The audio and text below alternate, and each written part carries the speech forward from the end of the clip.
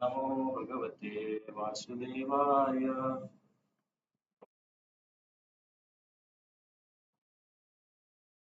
ओम नमो भगवते वासुदेवाय।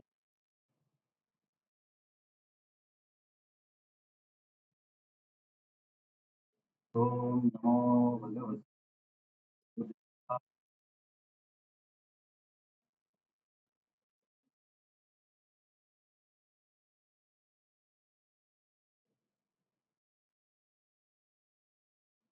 आपण 6व्या अध्यायाचा अभ्यास करतो. आज मोस्टली हा अध्याय संपेल. अं, मी एक विचारायचं होतं मला. आधीच रिव्हिजन करायची गरज आहे का? एक मागच्या वेळेस जो श्लोक झाला तिथून सुरुवात करायची. आधीची समरी सांगायची का डायरेक्ट सुरू करू? सांगू का? ठीक आहे. कारण मला मला असं वाटलं की मला असं नको वाटायला की परत परत तेच होतं म्हणून विचारलं. ठीक आहे. कारण एकदा आपण या अध्यायातून समोर गेल्यावरती परत मागे यायला वेळ लागेल, त्याच्यामुळे ठीक आहे. तुमची समाधी बघितली तर चांगलं आहे. तर हा अध्याय आहे ध्यानयोग किंवा अष्टांग योग. तर अचानक ध्यानयोग किंवा अष्टांग योग का सांगितला? कारण 5व्या अध्यायामध्ये कृष्णाने ज्ञानयोगाच्या साहाय्याने मोक्षप्राप्तीचं वर्णन केलं आणि मग शेवटी संक्षिप्त स्वरूपात सांगितले की अर्जुन, आणखीन एक दुसरा मार्ग आहे, त्याच्यामध्ये पण मोक्षप्राप्ती होते. आणि त्याचं एकदम खूप मोजक्या शब्दात वर्णन 5व्या अध्यायाच्या श्लोक नंबर 27 आणि 28 मध्ये कृष्णाने केलं. पण तेच वर्णन इथं या अध्यायामध्ये कृष्ण थोडंसं विस्तारित करतात. तर पहिल्या श्लोकामध्ये तुम्ही जर या पहिल्या श्लोकाकडे लक्ष दिलं तर अशी संकल्पना याच्या आधी 2 वेळेस येऊन गेली आहे. 3ऱ्या अध्यायात पण आली आणि 5व्या अध्यायात पण आली, की खरा संन्यासी कोण? की गृहस्थ व्यक्ती श्रेष्ठ आहे की संन्यासी? ही चर्चा आपण आधी पण केलेली आहे. तर प्रत्येक ठिकाणी कृष्णाचं म्हणणं एकच आहे की बाह्य पोशाख किंवा व्यवसाय महत्वाचा नाही, तर व्यक्तीची चेतना महत्वाची आहे. तर ती संकल्पना इथे परत कृष्ण सांगतात. म्हणजे मला असं वाटलं की एकच गोष्ट जर कृष्ण 3-3 वेळेस सांगतायत, याचा अर्थ तो सिद्धांत महत्वाचा असला पाहिजे. की कृष्ण इथं परत काय म्हणतात की बघ अर्जुन, केवळ कार्यत्याग केल्याने कोणी श्रेष्ठ होत नाही.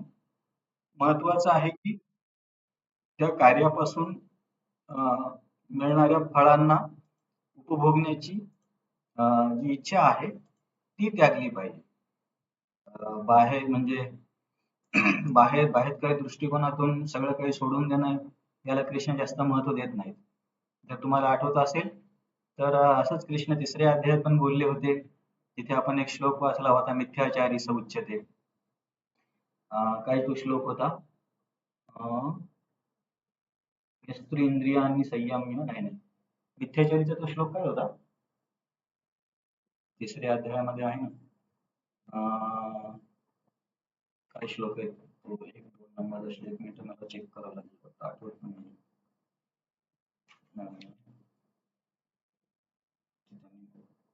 हा, कर्मेंद्रियाणि संयम्य ये असते मनसा स्मरण, इंद्रियार्थान विमूढात्मा मिथ्याचारस उच्यते. केवळ कर्मेंद्रियाची कामे थांबवतोय पण मनामध्ये त्याच इच्छा आहेत, तर अशा व्यक्तीला कृष्ण मिथ्याचारी बोलले होते. मग मिथ्याचारी म्हणजे ढोंगी. तर ही संकल्पना 5व्या अध्यायात पण येते, इथं परत 6व्या अध्यायात पण येते, की कार्य सोडून देणं सोपं आहे, पण अपेक्षित आहे की व्यक्तीला त्या कार्याच्या पासून मिळणाऱ्या फळांची इच्छा नसावी. समजा क्षत्रिय आहे तर राज्य उपभोगण्याची इच्छा किंवा स्वर्ग प्राप्तीची इच्छा, या इच्छा नसल्या पाहिजे, तर तो व्यक्ती खरा संन्यासी किंवा खरा योगी आहे. मग 3ऱ्या श्लोकात कृष्ण सांगतात की सुरुवातीच्या स्तरावरती अष्टांग योगाला निष्काम कर्मयोग करावा लागतो. आता मी जस्ट बलदेव विद्याभूषणचं तात्पर्य वाचत होतो या अध्यायाच्या शेवटच्या श्लोकाचं. तर तिथे त्यांनी सांगितलं की आपण आधी पण चर्चा केली की पहिल्या 6 अध्यायामध्ये असं म्हटलं जातं की कर्मयोगाची चर्चा आहे. पण आपण बघितलं की कर्मयोग पण आहे आणि ज्ञानयोग पण आहे आणि अष्टांग पण आहे.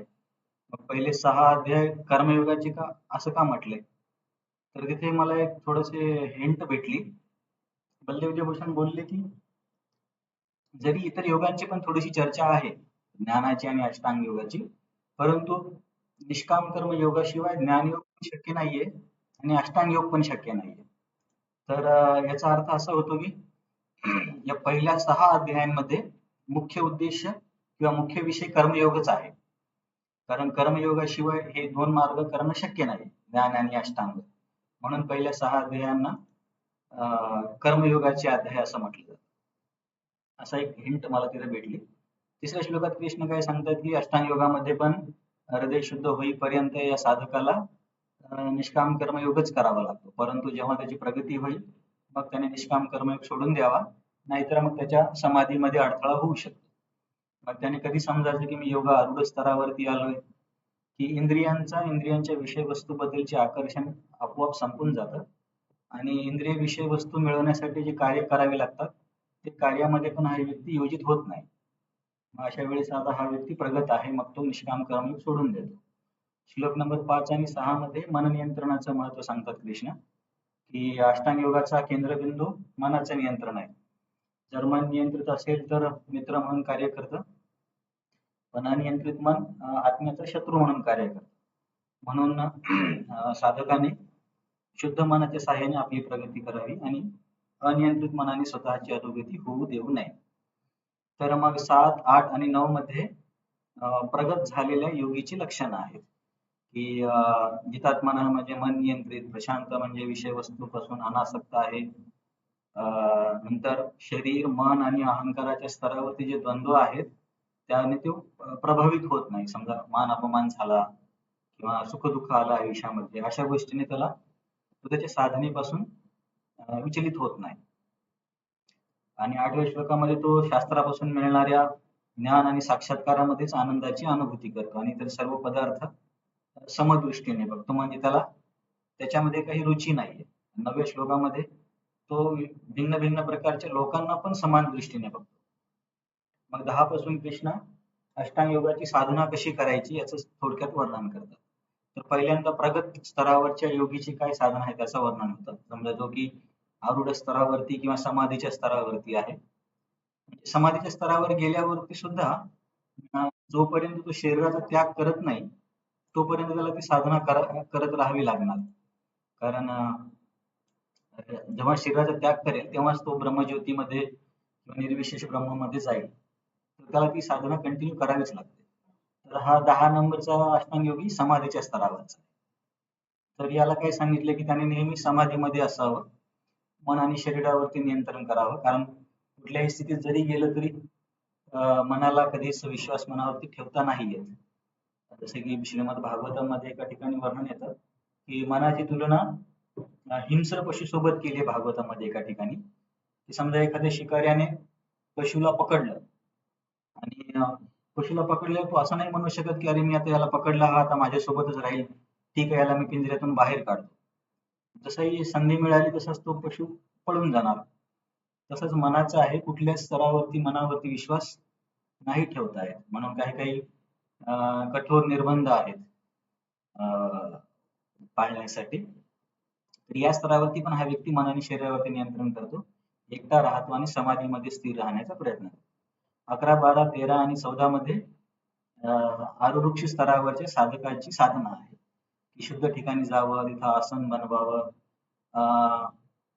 पाठ, मान आणि डोकं सरळ असलं पाहिजे, दृष्टी नाकाच्या टोकावर असली पाहिजे, भीतीपासून मुक्त असलं पाहिजे, ब्रह्मचर्य व्रताचं पालन केलं पाहिजे आणि माझ्यावरती ध्यान केलं पाहिजे किंवा माझ्या चतुर्भुज रूपाचं चिंतन केलं पाहिजे. इथे आपण चर्चा केली होती की 14 नंबरचा श्लोक दाखवतो की अष्टांग योगामध्ये पण भक्तीची आवश्यकता आहे. मग या योगीला काय मिळतं, तर मत संस्थाम अधिगच्छति, अशा पद्धतीने अष्टांग योग करून प्रगती झाल्यावरती अष्टांग योगीला निर्विशेष ब्रह्मज्योतीची किंवा मोक्ष प्राप्त होतो. 16 आणि 17 मध्ये अष्टांग योग आणि सर्वच मार्गामध्ये नियमितपणा आवश्यक आहे त्याच्याबद्दल कृष्ण बोलतात, की जेवण, झोप, मनोरंजन या सगळ्या गोष्टी युक्त असल्या पाहिजे. खूप कमी खूप जास्त बरोबर नाहीये, त्याच्यामुळे साधनेमध्ये अडथळा येऊ शकतो. म्हणून युक्त असावा असं. मग असा युक्त युक्तीने साधना केल्यावरती मग तो जेव्हा प्रगत होतो आणि मन आणि चित्त पूर्णपणे नियंत्रित होतं, मन अध्यात्मामध्ये किंवा आत्मचिंतनामध्ये स्थिर होतं, सगळ्या भौतिक आकांक्षापासून मुक्त होतो. मग एकदम स्थिर झालेल्या चित्ताचं वर्णन या श्लोकामधल्या योगीच्या पुढच्या श्लोकात कृष्ण हवा नसलेल्या ठिकाणी जो दीप जळतो त्याच्या ज्योती सोबत करतात की कशी ज्योती एकदम म्हणजे स्थिर असते, बिलकुल हालचाल होत नाही. तसं त्या व्यक्तीचं या प्रगत अष्टांग योगीचं चित्त आहे, खूप स्थिर असतं. स्थिर म्हणजे इतर विषय वस्तूकडे त्याचं मन आता जात नाही.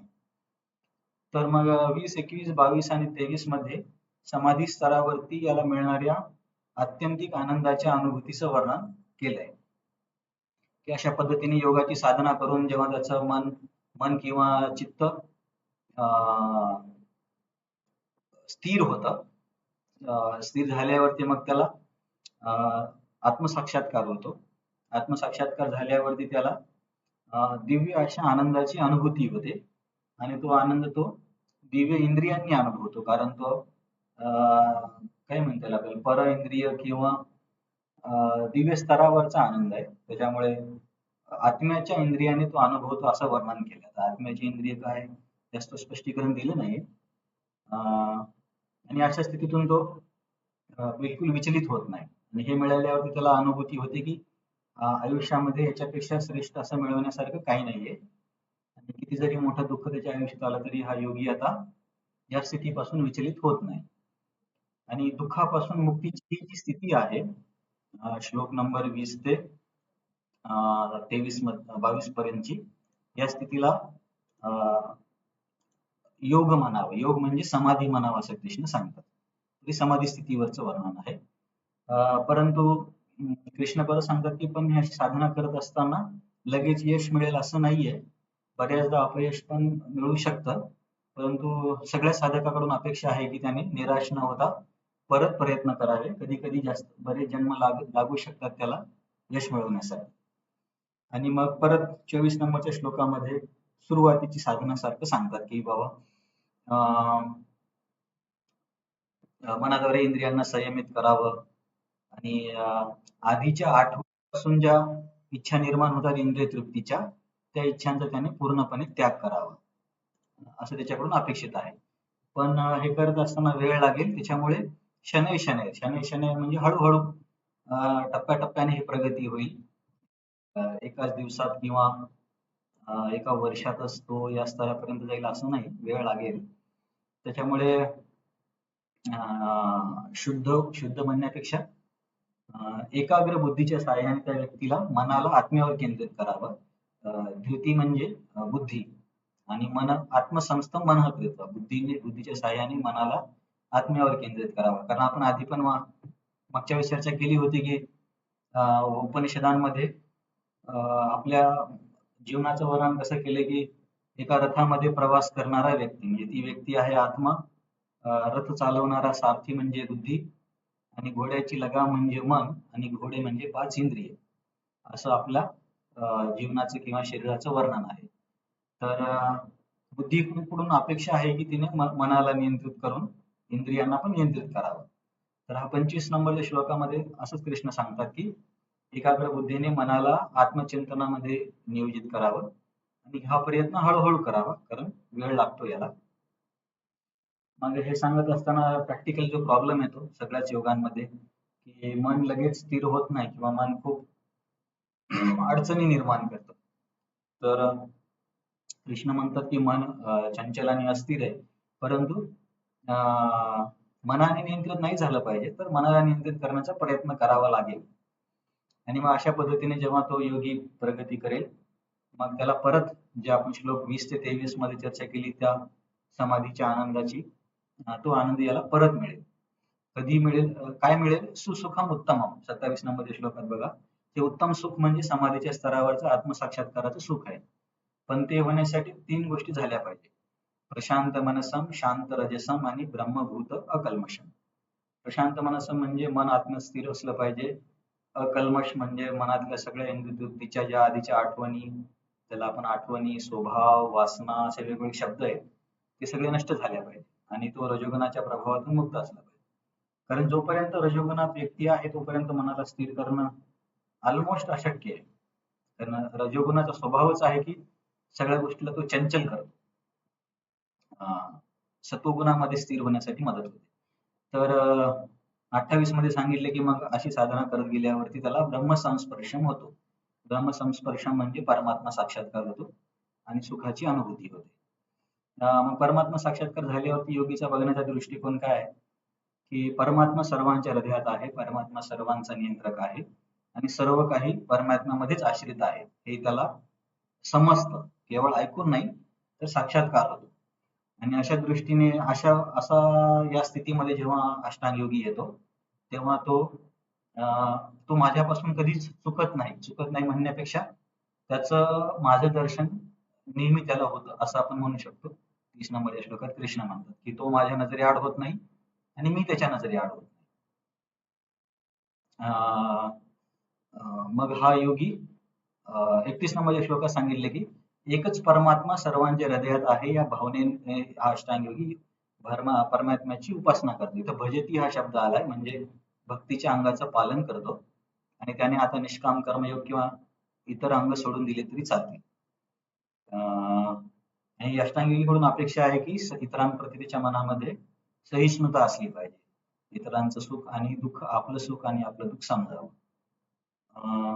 हे ऐकून अर्जुन म्हणतो की अर्जुनाने या अध्यायाच्या सुरुवातीला पण ऐकलं की तो व्यक्ती शत्रू आणि मित्राला पण सारखा समजतो. तर शेवटी पण तसंच सांगितलं.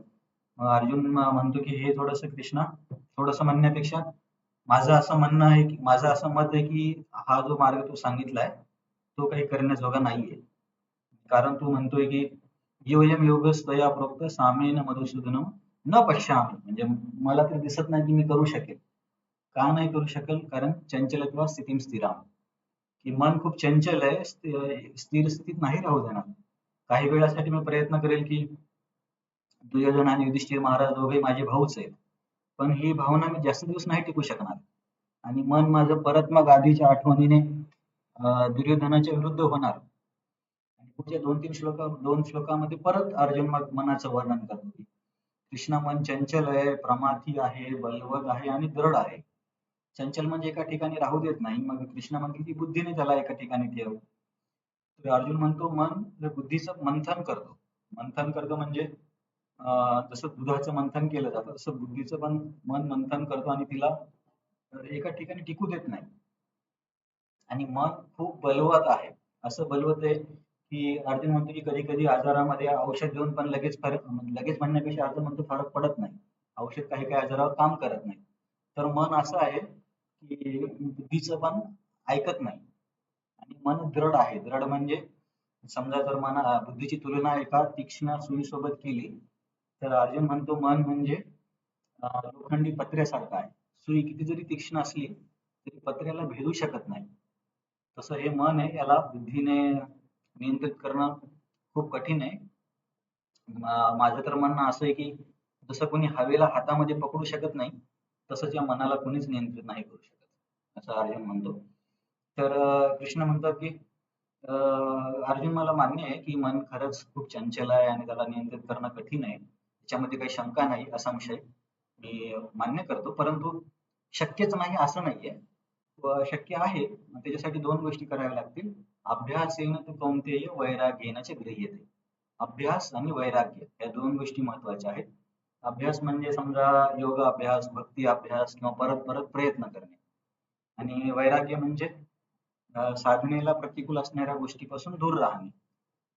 अशा प्रकारचा आवाज, व्यक्ती, वस्तू, पदार्थ, दृश्य जे काही आहे सर्वांपासून स्वतःला दूर ठेवायला लागेल.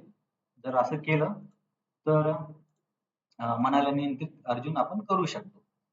तर 36 मध्ये कृष्ण सांगतात की परंतु बघ अर्जुन कठीण आहे. पण माझं म्हणणं असं आहे समजा एखाद्या व्यक्तीने जर नाही मनाला नियंत्रित केलं तर तो कधीच समाधीच्या स्थितीमध्ये नाही पोहोचू शकणार. मग आता हे ऐकून परत अर्जुनाला वाटतं की की मला तर मन नियंत्रित करणं खूप कठीण वाटतं आणि तुम्ही म्हणताय की कठीण आहे पण अशक्य नाहीये. पण समजा असं जर आपण बघितलं की एखाद्या अष्टांग योगीने सुरुवात केली अष्टांग योगाला परंतु त्याचं मन चंचल आहे. म्हणजे श्रद्धेने अयती श्रद्धेय उपेतो, श्रद्धेने त्यानं सुरुवात केली, परंतु अयती म्हणजे पूर्ण प्रयत्न नाही टाकले त्याच्यामध्ये. काही दिवसांनी पुन्हा विचलित झाला. आणि समाधी स्थितीपर्यंत नाही गेला. मग कृष्ण अशा व्यक्तीची काय गती होईल? काम गती काय गती होईल? कृष्णा गच्छती म्हणजे जाणे. अष्टांग काय होणार मग? मग आपला प्रश्न अधिक स्पष्ट करतो अर्जुन 38 मध्ये, की कृष्णा असं नाही का की कधी कधी आकाशामध्ये दोन मोठे ढग असतात, एका ढगाचा छोटासा तुकडा उडून हवेने दुसऱ्या ढगाला जाऊन चिटकतो, पण समजा एखाद्या वेळेस असं होतं की तो पुढच्या ढगापर्यंत पोहोचू नाही शकत आणि हवेतच विरघळून जातो. मग या अष्टांग असं नाही का होणार की त्याने भौतिक आनंद पण सोडून दिला आणि अष्टांग योगामध्ये पण यश नाही मिळत? मग हा दोन्हीकडे दोन्हीकडे अपयशी नाही का हा व्यक्ती? किंवा याने कर्मयोग न केल्यामुळे याला स्वर्ग पण नाही मिळणार आणि अष्टांग योगात सिद्धी नाही झाली म्हणून मोक्ष पण नाही मिळणार. मग अशा विमूढो ब्रह्मणपथी, की ब्राह्मणाच्या पथावरून, ब्राह्मण म्हणजे मोक्षाच्या मार्गावरून विमूढ झालेल्या व्यक्तीचं काय होईल कृष्ण? आणि हा माझी खूप मोठी शंका आहे कृष्णा, तू दूर कर. आणि तुझ्या वाचून दुसरं कोणीच ही शंका दूर नाही करू शकणार. कारण कृष्ण म्हणतील की अरे व्यासदेव किंवा इतरांना विचार, मला का विचारतोय? तर अर्जुन म्हणतो की केवळ तुलाच भूत भविष्य वर्तमान सर्व काही माहिती आहे. इतर लोकांचं ज्ञान हे 3 गुणांनी प्रभावित आहे आणि परिपूर्ण तूच सांगू शकतो. म्हणून या महत्वाच्या प्रश्नाचं उत्तर तूच दे. तर कृष्ण 40 मध्ये उत्तर देतात. उत्तराला सुरुवात झाली. त्याच्यापैकी एक श्लोक आपण मागच्या वेळेस बघितला होता. तर सर्वात मोठी जी भीती आहे की या व्यक्तीचं काय होईल बाबा बिचाऱ्याचं, तर ही सगळ्यात मोठी भीती पहिल्यांदा कृष्ण दूर करतात, की अर्जुन घाबरण्यासारखं काही नाहीये. की जरी समजा हा योगी पतित झाला, जरी या मार्गातून भ्रष्ट झाला, तरी त्याचा विनाश नाही होणार. कुठे विनाश नाही होणार? इह आणि अमुत्र. इह म्हणजे या जगात पण नाही आणि अमुत्र म्हणजे परजगतात पण नाही. आणि नाही कल्याणकृत गच्छित दुर्गतीम तात गच्छति. या कल्याणाच्या मार्गावर, कल्याणाचा मार्ग म्हणजे निष्काम कर्मयोग, ज्ञानयोग किंवा अष्टांग योग आणि सर्वश्रेष्ठ तर भक्ती योग. या मार्गामध्ये जेव्हा एखादा साधक प्रयत्न करतो, तर त्याचं नुकसान नाही होत. तू म्हणतोय की दोन्हीकडे नुकसान होईल. उलट मी असं सांगेल की दोन्हीकडे त्याचा लाभच आहे, नुकसान नाही होणार. तर इथपर्यंत आपण मागच्या वेळेस चर्चा केली होती. आज इथून पुढे चर्चा करूया. कुणाचे काही प्रश्न आहे या अध्यायामध्ये किंवा आधीच्या चर्चेमध्ये? ठीक आहे. तुमचे जर काही प्रश्न असेल तर आपण पुढे जाऊया. हा श्लोक आपण म्हणूया. अं, फक्त एवढं लक्षात ठेवा की कृष्ण काय बोलतायत, की अर्जुनाने प्रश्न विचारला, अयशस्वी झालेल्या योगीचं काय होतं? त्याचं उत्तर द्यायला कृष्णाने सुरुवात केली. म्हणजे 40 नंबरचा श्लोक पण बघितला आपण. तर ते पुढे बघूया कृष्ण भगवंत काय सांगतात. प्राप्य पुण्य कृतां लोकां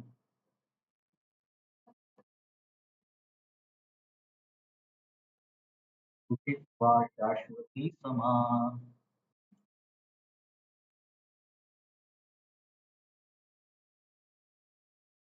नाम श्रीपदां गेहे.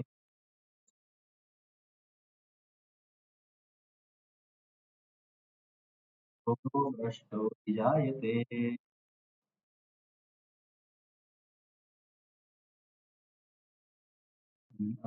गावित रोजी तुमचा काही प्रश्न आहे की ऍक्सिडेंटली हँड रेज झाला? प्रश्न प्रश्न आहे की नाही? नाहीये ना? प्रश्न आहे का म्हटलं, तुम्ही हँड रेज केलाय? Okay okay. ठीक आहे ठीक आहे, चालेल. तर कृष्ण सांगतात की अशा व्यक्तीचं काही नुकसान होणार नाही. तर आता या पुढच्या 2 श्लोकामध्ये समजा आता अष्टांग योगामध्ये पण असं आहे, की समजा एखाद्या व्यक्तीने सुरुवात केली आणि असं पण होऊ शकते की एका व्यक्तीचं पतन 5 वर्षामध्ये झालं किंवा एखाद्या व्यक्तीचं पतन 50 वर्षानंतर झालं किंवा एखाद्या व्यक्तीचं पतन आपण म्हणू की समजा ध्यान स्तरापर्यंत जाऊन झालं. तर पतन होण्याचे पण प्रकार आहेत ना. प्रत्येक व्यक्ती एका स्तरामध्ये जाऊन भ्रष्ट होईल असं नाही. तर कोणी काय म्हणू शकतो आपण, समजा मुलं फेल झाले. तर फेल झालेल्या मुलांचे पण प्रकार असतात, की समजा एखाद्याला 30 पडले, एखाद्याला 20 पडले, एखाद्याला 25 पडले. तर ज्याला 30 पडले म्हणजे त्याला ग्रेस देऊन पास करता येऊ शकतं. पण जो 20 पडलाय त्याला खूपच कमी मार्क आहेत. म्हणजे वर बघता असं वाटतं की तिघे पण सगळे मुलं म्हणजे हे फेल मुलंच आहेत. पण त्यांचे जर मार्क बघितले तर त्यांच्यामध्ये पण प्रकार असतात. तसेच अष्टांग योगी पतित झालेला अष्टांग योगी जरी म्हटलं तर त्यांच्यामध्ये पण हा असतो की किती वर्षाच्या साधनेनंतर त्याचा मार्ग भ्रष्ट झाला. याच्यानुसार त्याच्यासोबत काय होतं त्याच्यामध्ये फरक आहे. तर श्लोक नंबर 41 मध्ये अशा अष्टांग योगीचं वर्णन आहे की तो योग साधना सुरू केल्यावर काही वर्षामध्येच भ्रष्ट होतो. काही वर्ष म्हणण्यापेक्षा सुरुवातीच्या पायऱ्यांमध्येच तो आपल्या साधनेमध्ये टिकू नाही शकत. त्याचं मन त्याला परत भ्रमित करतं आणि विषयांकडे घेऊन जातं. तर खूप कमी साधना करून भ्रष्ट झाल्यावर मग त्याला त्याच्यासोबत काय होतं? तर असं वर्णन आहे 41 नंबरच्या श्लोकामध्ये. तर अशा अष्टांग योगीचं काय होतं? प्राप्य पुण्यकृतां लोकान, की पुण्य करून लोकांना म्हणण्यापेक्षा जीवांना जे लोक भेटतात, लोक म्हणजे ग्रह, की पुण्य करून जीव ज्या ग्रहांवरती जातात, जसे की खास करून स्वर्गीय ग्रह आहेत, की तुम्ही बघितलं असेल की लोक स्वर्ग प्राप्तीसाठी वेगवेगळ्या प्रकारचे यज्ञ करतात किंवा दान करतात, का की ते पुण्य कमवून स्वर्गामध्ये जाण्यासाठी. तर हा जो अष्टांग योगी आहे की याने काही दिवस अष्टांग योग केला परंतु भ्रष्ट झाला, तर अशा अष्टांग योगीला त्या ग्रहाची प्राप्ती होते. त्या ग्रहाची म्हणण्यापेक्षा स्वर्गाची प्राप्ती होते. स्वर्गाचं वर्णन इथे स्वर्ग असा शब्द नाही आलाय, तर स्वर्गाचं वर्णन काय आलंय? पुण्यकृतां लोकान प्राप्य, की पुण्य करणाऱ्या लोकांना जे ठिकाण मिळतं ते ठिकाण या योगीला मिळतं. आता पुण्य करणाऱ्या लोकांना नरक तर मिळू शकणार नाही आणि पुण्य करणाऱ्या लोकांना मोक्ष पण मिळू शकणार नाही. पुण्य करणाऱ्या लोकांना मोक्ष मिळतो का?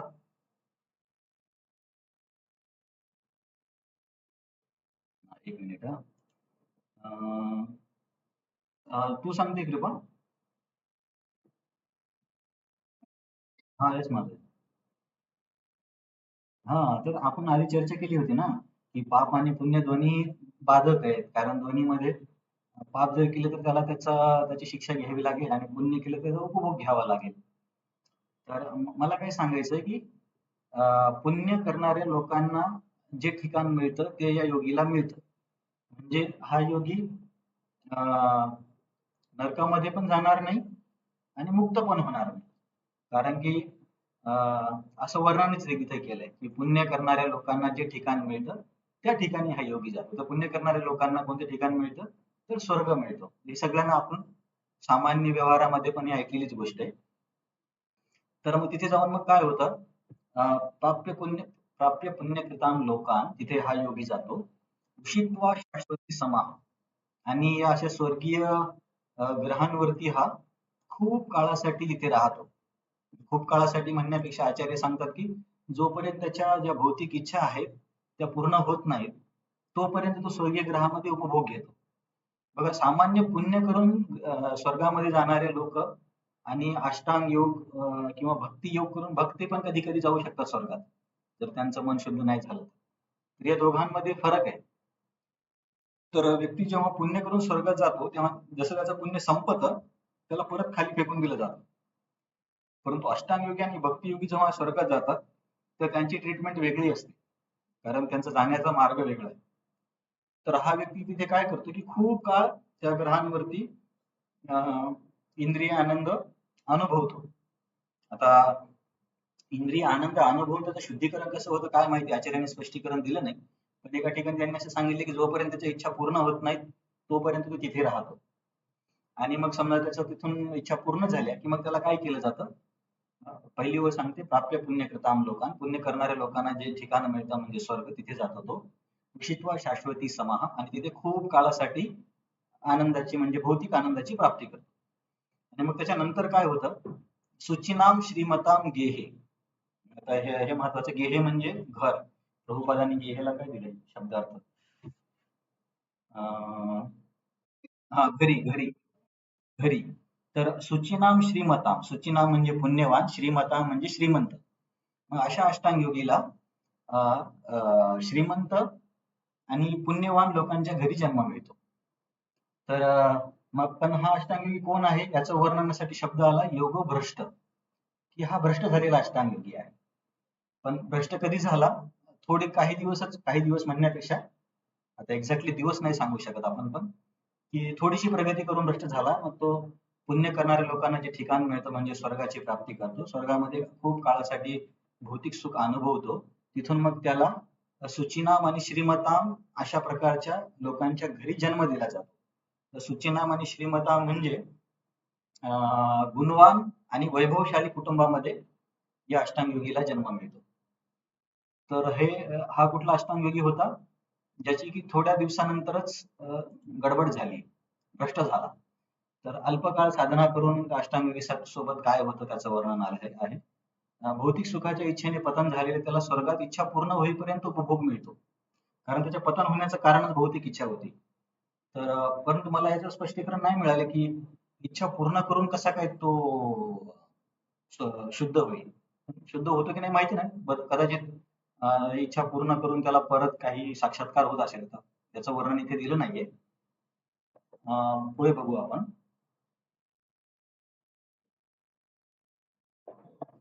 तर हा अष्टांगी प्रभुपादांनी तात्पर्यात काही सांगितलं का? बघा तुम्ही पान नंबर 255 वरती तात्पर्यात बघा, प्रभुपाद सांगतायत योग भ्रष्ट आणि अयशस्वी योग्यांचे 2 वर्ग आहेत.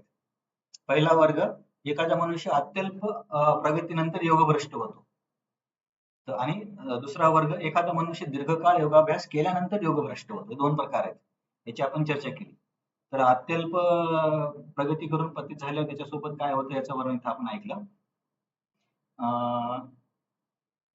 तर ठीक आहे, हे तर तुम्हाला समजलं, जास्त काही कठीण वर्णन नाहीये.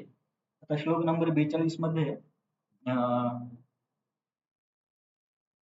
जास्त वेळ हा शब्द बरोबर नाही, वेळापेक्षा जास्त प्रगती करून जेव्हा अष्टांगयोगी विचलित होतो किंवा भ्रष्ट होतो, मग त्याच्यासोबत काय होतं त्याचं वर्णन श्लोक नंबर 42 मध्ये आहे.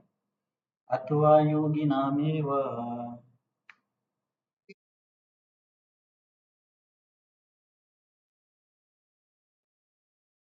ते भवति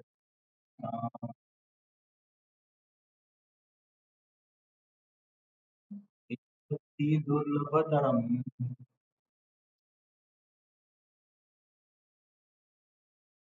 लोके कीदृशम.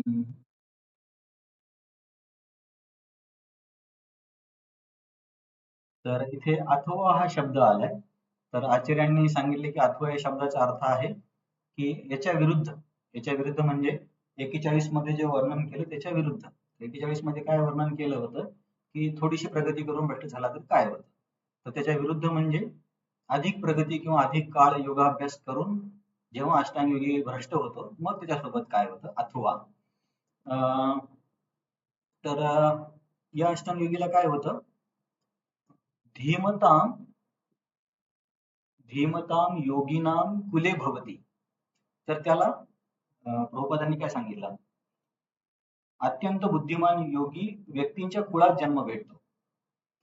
तर अशा अष्टांग योगीला अशा घरी जन्म भेटतो की त्याचे आई वडील ऑलरेडीच आई वडील त्याच्या कुटुंबामध्ये आधीच अष्टांग योगामध्ये खूप लोक प्रगत असतील. आता हा भक्तीला हा श्लोक किती लागू पडतो माहिती नाही, पण आपण असं म्हणून समजा, फक्त समजण्यासाठी जर आपण उदाहरण घेतलं, तर तो मुलगा अशा अशा व्यक्तीच्या घरी जन्म घेईल की आई वडील ऑलरेडी भक्तीमध्ये खूप प्रगत आहेत. असं आपल्याला बघायला मिळतं, जसं की प्रभुपाद तात्पर्य सांगतील, मला वाटतं त्यांच्याबद्दल आणि भक्ती सिद्धांत सरस्वती ठाकूरांबद्दल आहे का, हा या या तात्पर्यातच प्रभुपाद सांगतात. तर भक्तीसाठी प्रभुपादांनी त्याचं स्पष्टीकरण दिलंय. तर पहिला पहिला जो मागच्या श्लोकात जो योगी होता त्याच्यापेक्षा हा योगी जास्त नशीबवान आहे. नशीबवान म्हणण्यापेक्षा याला जास्त फायदा होतो. का जास्त फायदा होतो? कारण श्रीमंत घरी जन्मण्यापेक्षा पेक्षा भक्तांच्या घरी किंवा अष्टांग योगींच्या घरी जन्म घेतलेला जास्त फायद्याचा आहे. कारण त्याच्यामुळे त्याला आपोआपच ते लहानपणापासून संस्कार मिळणार आणि त्याची जी साधना सुटली होती तिथून तो थोडा जास्त प्रगती लवकर करणार. परंतु श्रीमंत घरी जन्म घेण्याचा फायदा काय होतो की त्याला समजा अर्थार्जन करण्यासाठी जास्त मेहनत करावी नाही लागणार. तर हा त्याला फायदा होऊ शकतो.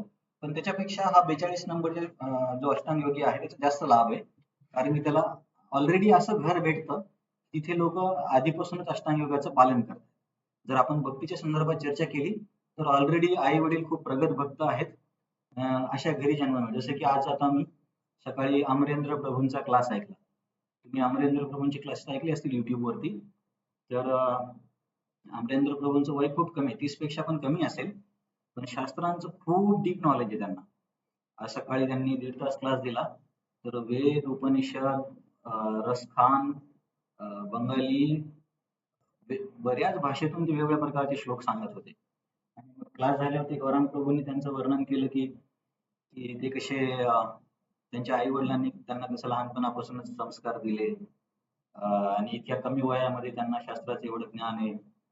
त्यांनी इंजिनिअरिंग करून डबल मास्टर्स केले अमेरिकेमध्ये, तरी त्यांनी सगळं करिअर सोडून केवळ शास्त्र प्रचारासाठीच आपलं आयुष्य दिलंय. ते आणि त्यांच्या अमरेंद्र प्रभू आणि त्यांची बायको आणि आई वडील पण आले होते. तर कदाचित आपल्याला नक्की सांगू शकत नाही आपण असंच असेल म्हणून, पण कदाचित हे लोक असे असू शकतात की आधी त्यांनी खूप प्रगती केली आणि थोड्याशा प्रगतीसाठी परत आलेत. तुम्ही पण बघितलं असेल भक्तीमध्ये पण काही काही मुलं खूप पटकन काही गोष्टी कॅच करतात आणि लवकर लवकर प्रगती करतात. काही लोक पण असे असतात आणि काही लोकांना 15-20 वर्ष होऊन जातात तरी सुद्धा जप करायला सुरुवातच करत नाही, असंही बघायला मिळतं. तर जे लगेच लगेच प्रगती करतात, कदाचित ते मागच्या जन्मामध्ये त्यांनी ऑलरेडी काही थोड्या प्रमाणात किंवा जास्त प्रमाणात साधना केली असेल. कारण मी आज जसं त्यांचा क्लास ऐकला, तर सामान्य व्यक्तीला असा क्लास नाही देता येत. कितीतरी वाचन वगैरे केलं तर असं कळतं की बाबा हे कोणीतरी स्पेशल व्यक्ती आहे. फक्त शास्त्र वाचणं ही वेगळी गोष्ट आहे, पण अशी अनुभूती वगैरे, तर कदाचित हे असे प्रगत लोक असतील. तर प्रभुपाद याला अनुसरून तात्पर्य सांगतात पान नंबर 256 मध्ये. प्रभुपाद अशा घरी जन्म घेण्याबद्दल सांगतात बघा. भारतामध्ये अशी अशी अनेक आचार्य कुळे आहेत, परंतु अपुरे प्रशिक्षण आणि अपुरी विद्या यामुळे त्यांचा आता ऱ्हास झाला आहे. की आचार्यांचे कुळ आहेत आणि अशा घरात जर मुलांना जन्म भेटला तर आपोआप त्यांची प्रगती होते. पण प्रभुपाद म्हणतात की प्रभुपाद दुसरा मुद्दा सांगतायत, अशी काही काही घरं आम्ही बघितली की त्यांनी आपली प्रॅक्टिस सोडून दिल्यामुळे त्यांच्या कुटुंबाचे ती जे अध्यात्माचा वारसा होता तो नष्ट झाला. तर आता प्रभुपाद सांगतील, भगवंतांच्या कृपेमुळे अशी अनेक कुळे आहेत की ज्यांच्यात पिढ्यानुपिढ्या योगी जन्मास येतात. अशा कुटुंबामध्ये जन्म प्राप्त होणे निश्चितच भाग्याची गोष्ट आहे. सौभाग्याने भगवंतांच्या कृपेमुळे आमचे आध्यात्मिक गुरु म्हणजे प्रभुपादांचे गुरु ओम विष्णुपाद श्री श्रीमद भक्ती सिद्धांत सरस्वती गोस्वामी महाराज आणि आस्मादिकांना म्हणजे मला म्हणजे प्रभुपादांना भगवत कृपेने अशा थोर कुटुंबामध्ये जन्म घेण्याची संधी मिळाली आणि आम्हा दोघांनाही बालपणापासूनच भगवत भक्तीचे शिक्षण मिळाले. नंतर दिव्य परंपरेच्या योजनेनुसार आम्हा दोघांची भेट झाली. तिथे प्रभुपाद त्यांच्याबद्दल आणि त्यांच्या गुरुबद्दल बोलतात. तुम्ही जर प्रभुपाद लीलामृत वाचलं किंवा YouTube वरती एक सिरियल आहे अभयचरण म्हणून, त्याच्यामध्ये प्रभुपादांचं पूर्ण आयुष्य भक्तिचारू महाराजांनी सिरियल बनवली आहे. तर कसे लहानपणापासूनच ते आध्यात्मिक वातावरणात वाढलेला, 3-4 वर्षाचे असताना रथयात्रा काढायचे, अशा बऱ्याच गोष्टी प्रभुपादांना लहानपणापासूनच आत्मसात होत्या, जसं की मृदंग वगैरे. आणि त्यांचे गुरु पण सरस्वती ठाकूर, भक्तिविनोद ठाकूरांच्या घरी जन्म घेतला त्यांनी. त्यांच्या तर जन्माची अशी स्टोरी आहे की एकदा जगन्नाथपुरीला रथयात्रा चालू होती, तेव्हा रथयात्रेच्या वेळेस भक्तिविनोद ठाकूरांचं तिथे त्या रथयात्रेच्या रस्त्यामध्ये म्हणजे त्या मार्गात एका ठिकाणी घर आहे. आता इथे मठ बांधलेला आहे. तर तिथे त्यांनी तिथे रथ येताना प्रार्थना केली होती भक्तिविनोद ठाकूरांनी की मला तुम्ही काय म्हणता येईल विष्णूचा एक किरण माझ्या घरी जन्म घ्यावा. तर असं म्हणतात की जेव्हा सरस्वती ठाकूर छोटेसे होते त्यांना जगन्नाथजींच्या समोर घेऊन गेल्यावरती जगन्नाथजींच्या गळ्यातली माळ सरस्वती ठाकूरांच्या गळ्यात पडली. तर तिथून भक्तिविनोद ठाकूरांना कळालं की हा मुलगा विशेष आहे म्हणून. तसं त्यांच्या आयुष्यात बऱ्याच घटना झाल्या, त्याच्यावरून पण समजतं की सरस्वती ठाकूर खूप विशेष व्यक्ती होते. तर प्रभुपादांनी ही गोष्ट सांगितली की भक्तांच्या घरी जन्म घेणे किंवा ऑलरेडी प्रगत योगीच्या घरी जन्म घेण्याने खूप फायदा होतो. तर हा श्लोक काय सांगतो बघा, मागचा श्लोक कमी काळ अल्पशा काळाने भ्रष्ट झाल्यावर काय होतं आणि 42 मध्ये दीर्घकाळ योगाभ्यास करून भ्रष्ट झाल्यावर काय होतं. त्याला योगाभ्यास करणाऱ्या कुटुंबात जन्म मिळतो, असा जन्म खूप दुर्लभ आहे. अं, तर हे महत्वाचं आहे. पण बऱ्याच चांगल्या ठिकाणी जन्म घेऊन पण प्रशिक्षणाची गरज असते. असं नाही की सगळ्या काही गोष्टी जन्माने आपोआपच होतात. काही काही ठिकाणी भक्तांच्या घरी पण मुलं म्हणजे काय म्हणता येईल थोडेसे डिस्ट्रॅक्ट झालेले पण बघायला मिळतात. तर ट्रेनिंगची पण गरज आहे. तर हे झाले 2 श्लोक. श्लोक नंबर 43 बघूया आपण. तत्र तं बुद्धी संयोगम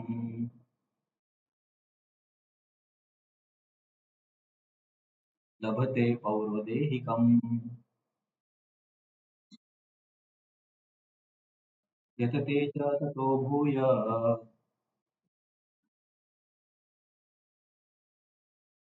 संसिद्धं.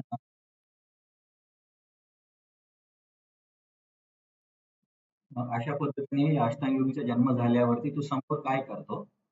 अ, सामान्यतः ते प्रत्येक ठिकाणी असं होतच असेल असं नाही. कारण काही-काही ठिकाणी तर थोडंसं मुलं पण वेगळे वागताना बघायला मिळतं. पण सामान्यतः काय आहे तत्रतम, तत्रतम म्हणजे 41 आणि 42च्या वर्णानुसार जेव्हा अष्टांगिकेला जन्म भेटतो, अ, तत्रतम लभते पौर्वदेहिकम, की पूर्वदेह म्हणजे आधीचा जो देह होता मागच्या जन्मातला, ती जी स्थिती होती त्याची साधनेची, त्या स्थितीची तो परत प्राप्ती करतो. लभते पौर्वदेहिकम, लभते म्हणजे लाभ होतो किंवा मिळवतो पूर्वदेहाच्या स्थितीचा. आणि बुद्धी संयोग मग नंतर ते आपल्या बुद्धीचा उपयोग करून हा अष्टांगिक काय करतो? ततो भूय संसिद्ध येतते, की संसिद्धी मिळवण्यासाठी तो पुन्हा प्रयत्न करतो. भूय म्हणजे पुन्हा. यतन म्हणजे प्रयत्न. आपण म्हणतो ना, शिक्षा का तुम करो यतन. यतन म्हणजे प्रयत्न. तर तत्रतम अशा पद्धतीने जन्म भेटल्यावर 41 आणि 42 मध्ये लभते पौर्वदेहिकम, मागच्या देहाची जी स्थिती होती त्याची परत तो प्राप्ती करतो. बुद्धी संयोगम, बुद्धीचा उपयोग करून तो प्रयत्न करतो. कशाचा? ततो भूय यतते. पुन्हा प्रयत्न करतो. कशाचा पुन्हा प्रयत्न करतो? सिद्धी मिळवण्याचा. सिद्धी म्हणजे त्याच्या साधनेमध्ये जी काही अष्टांग योगाची साधना आहे, तर त्या साधनेमध्ये तो अधिक समोर प्रगती करण्यासाठी हा अष्टांग योगी आता पुन्हा प्रयत्न करतो. आपण आधी पण चर्चा केली होती बघा, तुम्हाला जर आठवत असेल, मला वाटेल अध्याय 2 नंबर मध्ये तो श्लोक आहे, की काय तो श्लोक आहे? थोडीशी प्रगती केली तरी त्याचा लास्ट होत नाही. तो काय श्लोक आहे? हा, पण सुरुवात कशी? सुरुवात कशी आहे? स्वल्पमापी धरस्य त्रायसे मा. हा. हा. तर तिथे आपण चर्चा केली होती, की त्याची प्रगती नष्ट नाही होत. थोडीफार जी काही प्रगती केली असेल. तर तो सिद्धांत इथे आपल्याला परत बघायला मिळतो. तिथं पण म्हटले, की स्वल्पमापी धर्मचे त्रायते महत्त्वभय. छोटीशी जी प्रगती केली आहे, त्याची ती अबाधित राहते. तसंच इथे पण हा अष्टांग योगी आहे आणि प्रभुपाद भक्तांच्या संदर्भात सांगतात. तर आपण भक्तांना पण म्हणू शकतो, तर मागच्या जन्माच्या स्थितीपासून तो समोर प्रगती करायला लागतो. म्हणून कदाचित असं असू शकतं, की काही मुलांमध्ये असं बघायला मिळतं, की ते खूप लवकर खूप जास्त प्रगती करतात. कदाचित ऑलरेडी त्यांनी मागच्या जन्मामध्ये तिथपर्यंत प्रगती केली असेल. म्हणून असं बघता-बघता ते पटकन 16 माळा पण करतात. शास्त्रांचं पण त्यांचं खूप चांगलं अध्ययन होतं आणि वाईट व्यसनं वगैरे सोडून देणं त्यांना खूप सोपं जातं.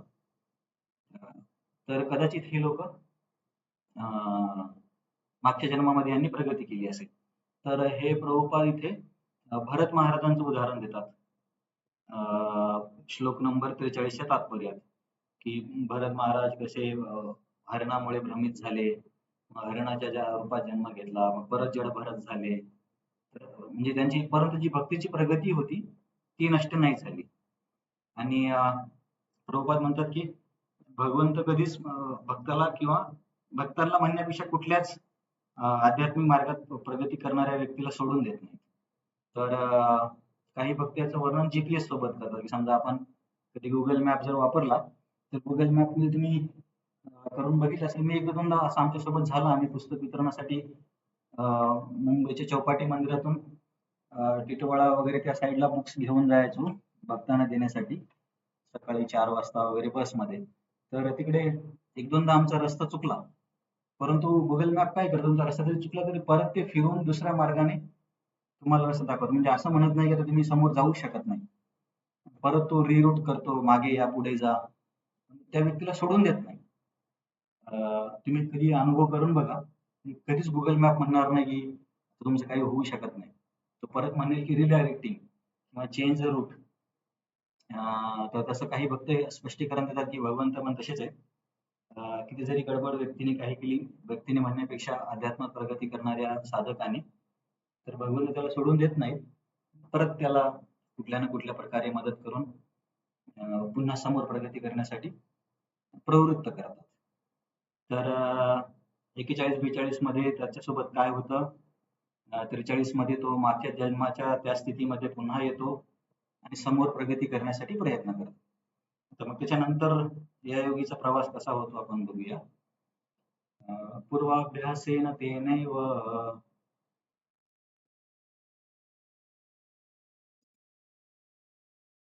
ह्रियते अपशो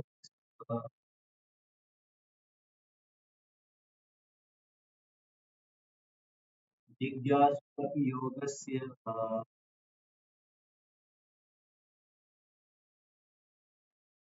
शब्दब्रह्माति वर्तते.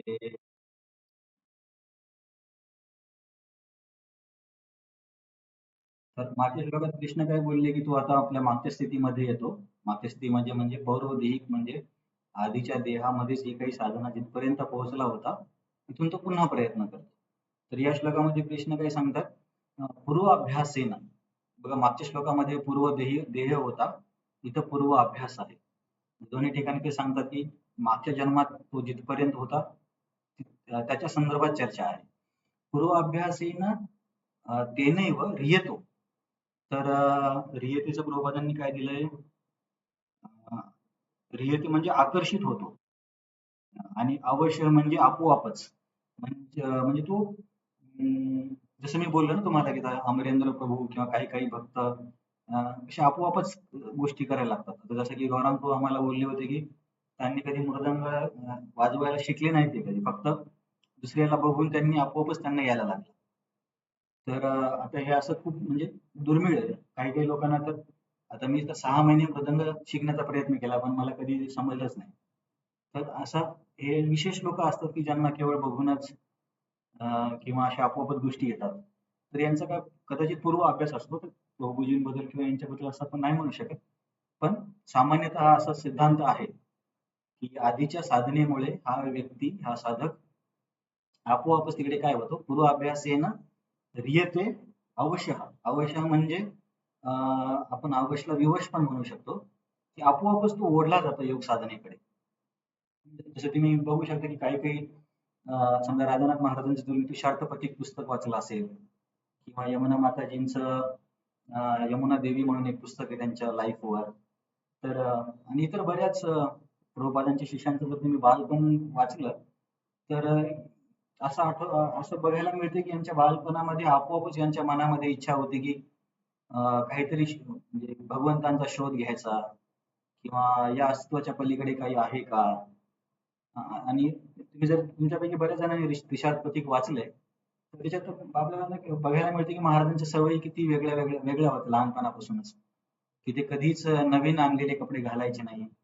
त्यांच्या आईला बोलायचे की धुवून धुवून यांना जुने कर, तेव्हा ते घालायचे. म्हणजे त्यांना कधी स्वतःला असं काय म्हणता येईल की श्रेष्ठ दाखवण्याची इच्छा नव्हती. परत ते त्यांना शूज जर आणले त्यांच्या वडिलांनी तर त्याला घासून घासून जुने करायचे, नंतर घालायचे. अशा महाराजांच्या पण बऱ्याचशा सवयी सवयी आहेत आणि त्यांच्या घरी त्यांचा एक महाराज जीव धर्मामध्ये जन्मले होते. तर जीव लोकांचे जे गुरु असतात, गुरु किंवा आपण हे म्हणू शकतो पुजारी, तर त्यांना रबाय म्हणतात. तर रबाय त्यांच्या घरी यायचे आणि त्यांना प्रार्थना वगैरे शिकवायचे. तर महाराजांनी त्यांना विचारले की या प्रार्थनेचा अर्थ काय आहे? तर त्या रबाईच्या डोळ्यामध्ये अश्रू आले की मी पूर्ण आयुष्यभर लोकांना ह्या प्रार्थना शिकवल्या, पण मला कोणीच विचारलं नाही की प्रार्थनेचा अर्थ काय? आणि तो पहिला व्यक्ती भेटला की त्यांनी मला अर्थ विचारला. तर माझा सांगण्याचा उद्देश काय आहे की हे विशेष लोक असतात. तर आता हे भ्रष्टयोगी असं नाही म्हणू शकत आपण, पण समजण्यासाठी. जसं की यमुना माताजींचं पण उदाहरण आहे. यमुना माताजींचे वडील खाटीक होते. आणि आता कार्तिक म्हणल्यावर घरी काय वातावरण असणार. परंतु यमुना माताजी जेव्हा प्रभुपादांना भेटतात, त्यांच्यानंतर तुम्ही त्यांचं आयुष्याचं वर्णन वाचा. त्या खूप खूप म्हणजे अतिशय उच्च स्तरावरच्या भक्त होत्या. आणि प्रभुपाद म्हणायचे की यमुना ही भावस्तरावरती आहे म्हणून. तर यमुना मातांनी जसे की भगवंतांचे दागिने बनवायला शिकणे, भगवंतांचे पोशाख शिकणे, बऱ्याच गोष्टी त्या अशा प्रभुपादांसाठी प्रसाद बनवणे. तुम्हाला मी एक गोष्ट सांगितली वाटते की एकदा प्रभुपाद रेल्वेत प्रवास करत होते आणि प्रभुपाद बोलले की मला गरम भात खायचा आहे म्हणून. तर यमुना माताजी तिथे पॅन्ट्रीमध्ये गेल्या होत्या आणि म्हटल्या की माझ्या गुरुला गरम भात पाहिजे. तर पॅन्ट्रीवाली बोलली तर असं आम्ही कोणाला बनवायला परवानगी देत नाही. तरी बरंच बोलून पण जेव्हा ते ऐकत नव्हते, यमुना माताजी बोलल्या की नाही मला परवानगी दिली तर मी डब्यातून खाली उडी घेईल. आणि तेव्हा त्या खूप तरुण होत्या म्हणजे 22-23 वर्षाच्या असतील. आणि आपल्याला पण समजतं की पुढचा व्यक्ती बोलताना किती सिरियस आहे म्हणून. तर त्यांना कळालं की बाबा हे खरेच टाकेल म्हणून. तर तशा पॅन्ट्रीमध्ये त्यांनी तिथे भात बनवला आणि प्रभुपादांना आणून दिला. तर अशा त्यांचं तुम्ही यमुना देवी म्हणजे पुस्तक आहे, मला मराठीत आहे की नाही माहिती नाही. आणि त्यांच्यावरती एक ड्रामा पण आहे वाटतं बहुतेक YouTubeवर असेल. तर खूप प्रेरणादायक जीवन आहे यमुना माताजींचं. खूप आणि नंतर खूप हालापेष्टा पण झाल्या त्यांच्या इस्कॉनमध्ये. काही लोकांनी दोषारोप केले. नंतर त्यांचे जे पती होते त्यांनी संन्यास घेतला होता. अशा बऱ्याच काही गोष्टी झाल्या. आणि खूप संकट आले त्यांच्या आयुष्यात. परंतु एवढं होऊन सुद्धा पण त्यांनी कधीच भक्तीला सोडलं नाही. आता आपण म्हणतो ना भक्त थोडासा अपमान झाला की भक्ती सोडून देतात. यमुना माताजींना तर त्यांच्या चारित्र्यावर लोकांनी प्रश्न उपस्थित केले होते, की हा ब्रह्मचारी आणि यमुना माताजी जास्त बोलतात. इथपर्यंत पोहोचलं होतं प्रभुपादांना लोकांनी तक्रार पण केली होती. तर एवढं सगळं होऊन यमुना माताजींनी सहन केलं. आणि प्रभुपाद गेल्यावरती यमुना माताजी आणि त्यांची मैत्रीण होती दीनतारिणी माताजी. तर त्या दोघी त्या ठिकाणाचं नाव काय कॅनडामध्ये का काहीतरी भक्तांचा समुदाय आहे तिथे राहायच्या. तर त्यांच्या ज्या मैत्रिणी होत्या दीनतारिणी मातानी त्यांनी हे पुस्तक लिहिलं यमुना देवी. खूप छान पुस्तक आहे. तर बरेच त्यांनी अनुभव पण वर्णन केले. आणि एवढं झाल्यावरती यमुना माताजींकडे दुसऱ्या संस्थेतून काही लोक गेले होते, की तुम्ही इस्कॉनला सोडून द्या आणि आमच्याकडे या म्हणून. आणि प्रभुपादांनी खूप काही सांगितलं नाहीये, बेसिक बेसिक सांगितलंय, पण जे गोपींचा भाव आहे, अंतरंग लीला आहेत आम्ही तुम्हाला सांगू असं म्हणून बऱ्याचशा इस्कॉनच्या भक्ताला लोक ओढून घेऊन गेले, असं झालेलं आहे आधी इतिहासामध्ये. तर यमुना माताजी बोलल्या की प्रभुपादांनी जेवढं शिकवलंय त्याचं एक वाक्य जरी मला माझ्या आयुष्यात उतरवता आलं तर मी स्वतःला खूप महान समजेल. तर मला गरज नाही प्रभुपादांना सोडून जाण्याची. तर एवढ्या हालापेष्ट्या, एवढा त्रास होऊन सुद्धा यमुना माताजी या या भावनेमध्ये होते. खूप कठीण आहे असा भाव ठेवणं, की समजा एखादा जव्हारचा किंवा तुमचा कुठला सत्संग बनवण्यासाठी सगळे प्रयत्न तुम्हीच केले. जसं की वृंदावन मंदिर बांधण्यामध्ये यमुना माताजींनी खूप कष्ट घेतले होते. सगळं काही तुम्ही मंदिर बांधून दिलं, सगळे भक्त निर्माण झाले आणि शेवटी तुमच्या चरित्र्यावर कोणी बोट उंचवलं आणि तुम्हाला ते समुदाय सोडून जावं लागलं. आणि मग तुम्हाला समजा दुसऱ्या संस्थेतून लोक बोलले, "अरे इस्कॉनमध्ये तुमचा एवढा अपमान झाला, आमच्याकडे या. तुम्हाला आम्ही मोठं पद देऊ." तर लोक लगेच जातील.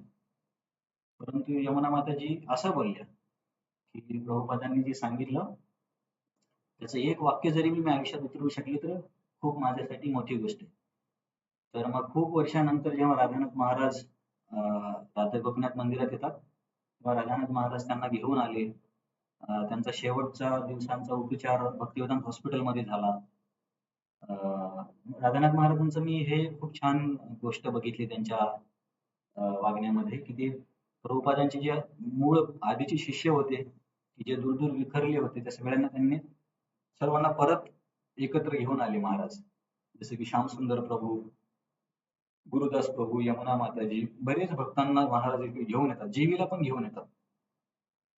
तर माझा सांगण्याचा उद्देश हा होता की यमुना माताजी राधानाथ महाराजांच्या आयुष्यामध्येच बघायला मिळते की हे विशेष लोक आहेत. तर पूर्व अभ्यासेन ही अवश्य म्हणजे विवश होऊन तो आपोआपच अशी व्यक्ती खेचली जाते त्या साधनेकडे. आणि जिज्ञासुरपि योगस्य म्हणजे आपल्या योग साधनेबद्दल तो त्याच्या मनामध्ये आपोआप जिज्ञासा निर्माण होते. आणि एक महत्वाची गोष्ट होती त्याच्यासोबत ती म्हणजे शब्द ब्रह्मा अति वर्तते. हे हे वाक्य किंवा हा भाग श्लोकातला खूप महत्वाचा आहे. शब्द ब्रह्म अति वर्ततेमध्ये. म्हणजे शब्द ब्रह्म म्हणजे बघा, वेदांमधला जो कर्मकांडाचा भाग आहे त्याला इथे शब्द ब्रह्म म्हणून संबोधलं आहे. असंच आपण याचं वर्णन अध्याय नंबर 2 मध्ये पण चर्चा केली होती, जर तुम्हाला आठवत असेल. तर तिथे कृष्ण बोलले होते की यामिमां पुष्पितां वाचां प्रवदन्ति उपस्थिता योगवाद रता पार्थ नान्यदस्तीति वादिना भोगेश्वर्य गतिं प्रदा. की ज्या लोकांना वेदांमधल्या कर्मकांडाच्या विभागाबद्दल खूप आवड आहे, म्हणजे स्वर्गामध्ये जाणे, तिथला आनंद घेणे किंवा संपत्ती, नावलौकिक, पूजा, प्रतिष्ठा, हा हा हे हे मिळवण्याची पद्धत पण वेदांमध्ये आहे आणि त्याला कर्मकांड म्हणतात. तर अर्जुनाला कृष्ण म्हणतात की परंतु तू काय होय, त्रैगुण्य विषया वेदा निस्त्रैगुण्य भव अर्जुन निर्द्वंद्व नित्य सत्वस्तो निर्योगक्षेम आत्मवान. की हा जो कर्मकांडाचा विभाग आहे तो 3 गुणांचा आहे. त्या अर्जुन तू या तिन्ही गुणांना पार करून जा. पार करून जायचा अर्थ काय होतो की या विभागाने आकर्षित होऊ नकोस की स्वर्गीय आनंदासाठी किंवा अशा गोष्टीसाठी. तर हा जो योगी आहे 44 मध्ये ज्याचं वर्णन ऐकतो, तो आपोआपच या गोष्टींपासून परावृत्त असतो. आता आपल्याला माहितच नाही की कुठला उपवास करून स्वर्ग वगैरे मिळतं, म्हणून आपल्याला वाटत असेल मला पण याच्यामध्ये इंटरेस्ट नाहीये. परंतु आपल्याला पिक्चर बघण्यामध्ये किंवा ऐशोआराम मिळवण्यामध्ये, मौज मजा करण्यामध्ये तर इंटरेस्ट असतोच. ऍटलीस्ट मी माझ्यासाठी तरी सांगू शकतो. तर परंतु या अशा साधकांना या गोष्टीमध्ये रुची नसते. म्हणून तुम्ही काही काही भक्तांच्या मुलांना तुम्ही कधी कधी बघू शकाल की ही मुलं आपोआप या सगळ्या गोष्टींना कधीच त्याच्याकडे जात नाहीत. जसं की अमरेंद्र प्रभू वगैरे. तर शब्द ब्रह्माती वर्तते म्हणजे कर्मकांडाच्या विभागाने प्रभावित होत नाही, किंवा आपल्यासाठी आपण म्हणू की हे जे डिस्ट्रॅक्ट करणाऱ्या गोष्टी आहेत त्यांचा या व्यक्तीवरती काही परिणाम होत नाही. पूर्वाभ्यासाने तेने व आधीच्या अभ्यासांकडे तो अवश्य म्हणजे विवशपणे ओढला जातो आणि योग साधनेबद्दल जिज्ञासू असतो आणि कर्मकांडाच्या विभागाने प्रभावित होत नाही. तो असहाय्यपणे योगाभ्यासाकडे आकर्षित होतो. तर ठीक आहे. प्रभुपादांनी तात्पर्यामध्ये भक्ती करणाऱ्या व्यक्तीने ऑलरेडी हे कर्मकांड वगैरे सर्व काही याच्यामधून त्याची प्रगती झाली आहे याचं स्पष्टीकरण दिलंय. त्याच्यासाठी तो भागवतामधला एक श्लोक पण प्रभुपादांनी सांगितला. तर मग अशी मग आता परत तो आपली प्रगती करतो, परत साधना करतो. अशी साधना केल्यावरती मग त्याला काय मिळणार, त्याचं वर्णन आहे श्लोक नंबर 45 मध्ये. तुम्हाला काय वाटतं काय मिळेल त्याला?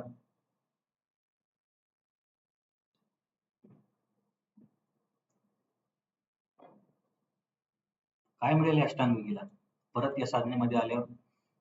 कावेरी माताजी तुम्ही सांगा. हा बरोबर. याचं वर्णन मागं पण ऐकलं होतं ना, संसिद्धीम परमाम गताम किंवा मत मत संस्था मध्ये गच्छती. मला वाटतं याच अध्यायामध्ये श्लोक नंबर 15 मध्ये आहे बहुतेक ते. बरोबर, शांती निर्वाण परमा मत संस्था मध्ये गच्छती. तर तेच या अष्टांग योगीला मिळतं. पण खूप छान वर्णन करतात कृष्ण इथे. आपण बघूया हा श्लोक, नंतर थोडी चर्चा करू. प्रयत्नागत मानस्तु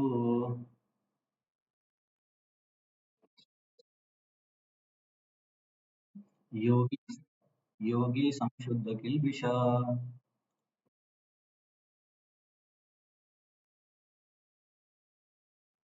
जन्म संसिद्ध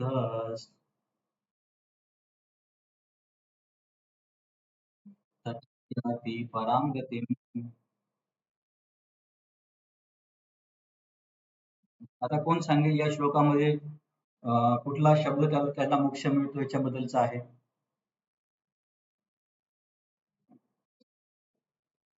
ठीक आहे, तुम्ही आन्सर देऊन टाकले. ठीक आहे.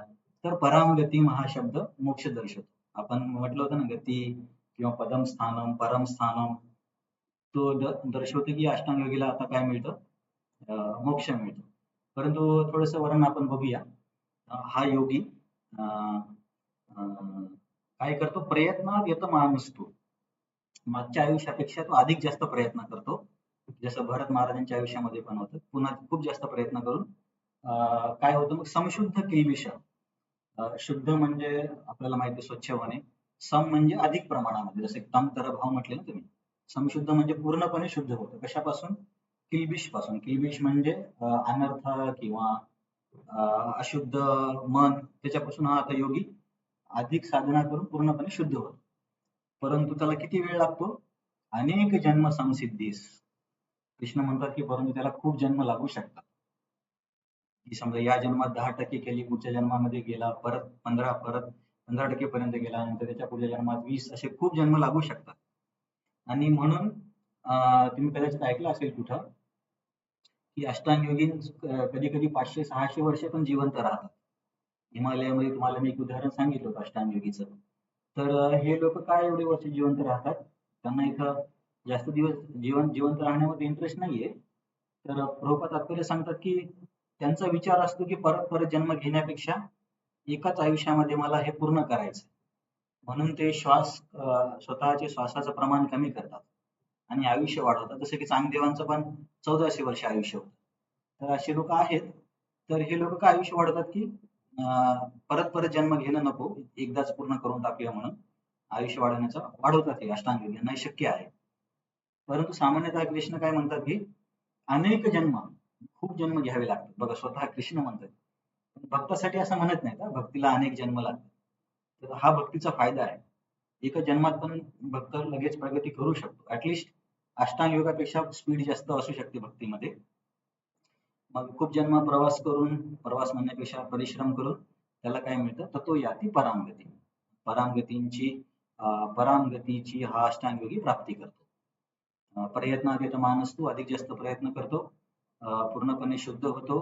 खूप जन्म अशा पद्धतीने अभ्यास केल्यावरती मग शेवटी त्या अष्टांग योगीला मोक्ष मिळतो, ब्रह्ममोक्ष प्राप्त होतो. एवढं सर्व करून परत निर्विशेष मोक्षच मिळत होतो. त्याला भगवंतांच्या रूपांसोबत संबंध, प्रेम निर्माण होत नाही. इतकी तपस्या करून योगाभ्यासाने मोक्ष प्राप्तीसाठी अनेक जन्म लागतात. म्हणजे सामान्य नियम आहे. योगाभ्यासाने खरंच वेळ लागतो. पण भक्तीसाठी असा कुठं श्लोक नाही मिळत. म्हणजे लागू शकतात, पण असं नाही म्हटलं जातं की अनेक जन्म भक्ती करतो नंतर जातो. परंतु ते कृष्ण स्वतःच म्हणतात अनेक जन्म संसिद्धीस. आणि ज्ञानीसाठी पण 7व्या अध्यायामध्ये श्लोक येतो. बहुनाम जन्मनाम म्हणते ज्ञानवान माम प्रपद्यते. बहुनाम जन्मनाम, खूप जन्माच्या नंतर ज्ञानयोगीला समजतं की मला शरण पाहावं. परंतु भक्तांसाठी असं नाही सांगितलं जात. म्हणजे असू शकतं पण माझ्या तरी वाचनात नाहीये. तर भक्तीपेक्षा या इतर मार्गांमध्ये जास्त जन्म घ्यावेच लागतात. म्हणजे हा सामान्य नियम आहे. तर या जन्मात तू अधिक गंभीरतेने साधना करतो की परत माझं नुकसान नको व्हायला म्हणून. आणि कधीपर्यंत त्याला साधना करावी लागेल? जोपर्यंत पूर्णपणे शुद्ध नाही होत तोपर्यंत त्याला इथून नाही जाऊ देणार. भौतिक प्रकृती किंवा मायादेवी त्याला नाही सोडणार. तर आता श्लोक नंबर 46 आणि 47 मध्ये या 6व्या अध्यायाचा आणि पहिल्या 6 अध्यायाचा कृष्ण निष्कर्ष सांगतात. आणि खूप चांगला निष्कर्ष आहे. आपण चर्चा करूया. आज संपवायचे दोन्ही श्लोक का पुढच्या शनिवारी बघायचे? ओके, ठीक. तपस्विभ्यो अधिको योगी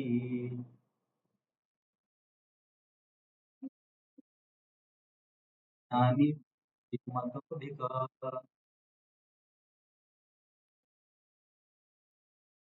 कर्मिभिश्चाधिको योगी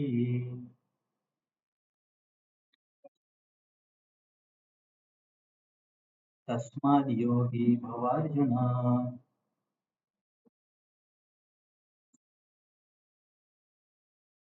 तुमच्यापैकी कोणाला आठवतं तस्माद हा शब्द आला म्हणजे काय असतं म्हणून? आठवतं? कोणा दिव्या माताजी तुम्ही सांगा. अरे हँड रेज करून गायब झाले. हा, बरोबर. तर आता इथे काय निष्कर्ष आहे आपण बघूया. तर बघा श्लोक पण जास्त काही समजायला कठीण नाही, सोपे सोपे शब्द आहेत. तपस्विभ्यो अधिको योगी. अधिक म्हणजे जास्त. आपण मराठीमध्ये म्हणतो ना अधिक वजाबाकी वगैरे. तर तपस्वीपेक्षा योगी अधिक आहे. अधिक म्हणजे श्रेष्ठ आहे. प्रभुपादांनी पण सांगितले बघा, योगी मनुष्य हा तपस्वीपेक्षा श्रेष्ठ आहे. नंतर ज्ञानीभ्योपी मतोधिक. ज्ञान योगीपेक्षा पण हा योगी म्हणजे इथे अष्टांग योगी, कारण हा अध्याय अष्टांग योगीचा आहे म्हणून. तपस्वीपेक्षा अष्टांग योगी श्रेष्ठ आहे. ज्ञानीपेक्षा अष्टांग योगी श्रेष्ठ आहे. आणि कर्मीभिश्च अधिको योगी. कर्मयोगीपेक्षा पण अष्टांगयोगी श्रेष्ठ आहे. आता ज्ञानीपेक्षा जर अष्टांगयोगी श्रेष्ठ असेल तर कर्मयोगीपेक्षा साहजिक श्रेष्ठ असणारच, कारण कर्मयोगाच्या नंतरच ज्ञानयोग मिळतो. तर अष्टांग योगी हा तपस्वीपेक्षा श्रेष्ठ आहे, ज्ञानीपेक्षा श्रेष्ठ आहे, कर्मीपेक्षा श्रेष्ठ आहे. तस्मात, तस्मात म्हणजे निष्कर्ष किंवा म्हणून, म्हणून काय करा अर्जुन? तस्मात योगी भव अर्जुन. अर्जुन तू योगी हो म्हणतात कृष्ण. मग आपल्याला प्रश्न येईल की अरे कृष्ण तर अर्जुनाला अष्टांग व्हायला सांगतात, पण मग गीता तर भक्तीची आहे, तर हे कसं समजायचं? तर याचं वर्णन पुढच्या श्लोकात आपल्याला भेटेल. इथे काय सांगितले बघूया. इथे फक्त सांगितले की तपस्या करणाऱ्या व्यक्तीपेक्षा, ज्ञानयोगीपेक्षा, कर्मयोगीपेक्षा अष्टांगयोगी श्रेष्ठ आहे, असं कृष्णांचं इथे एक मत आहे. मत म्हणजे माझं मत कृष्ण सांगतात. तर विविध साधकांचा चढता क्रम आहे सर्वात श्रेष्ठ. तर असा योगी, तर काही आचार्य असे म्हणतात की हा कर्मीपेक्षा, तपस्वीपेक्षा आणि ज्ञानयोगीपेक्षा श्रेष्ठ आहे. परंतु बलदेव विद्याभूषणने असं सांगितलंय की असं नाही म्हणू शकत आपण की तो ज्ञानयोगीपेक्षा श्रेष्ठ आहे, कारण ज्ञानयोगीला पण मोक्ष मिळतो, निष्काम कर्मयोगीला पण मोक्ष मिळतो. आणि आधी कृष्ण बोलले होते की ज्ञानामध्ये आणि निष्काम कर्मयोगामध्ये फरक समजणाऱ्यांना मी बालक बुद्धीचा मानतो. तर याचा अर्थ हा व्यक्ती त्यांच्यापेक्षा श्रेष्ठ असं असं नाही, असं असा एक अशा पद्धतीचं पण स्पष्टीकरण दिलंय बलदेव विद्याभूषणनी. तर ते म्हणतात की मग कसा हा श्लोक समजायचा, की हा अष्टांग योगी अशा लोकांपेक्षा श्रेष्ठ आहे. कोणत्या लोकांपेक्षा? असे कर्मी की ज्यांच्या कर्म योगामध्ये भक्ती नाहीये, असे तपस्वी की ज्यांच्या तपस्येमध्ये भक्ती नाहीये, असे ज्ञानयोगी की ज्यांच्या ज्ञानयोगामध्ये भक्ती नाहीये, अशा साधकांपेक्षा हा अष्टांग योगी श्रेष्ठ आहे, असं एक स्पष्टीकरण काही आचार्यांनी दिलंय.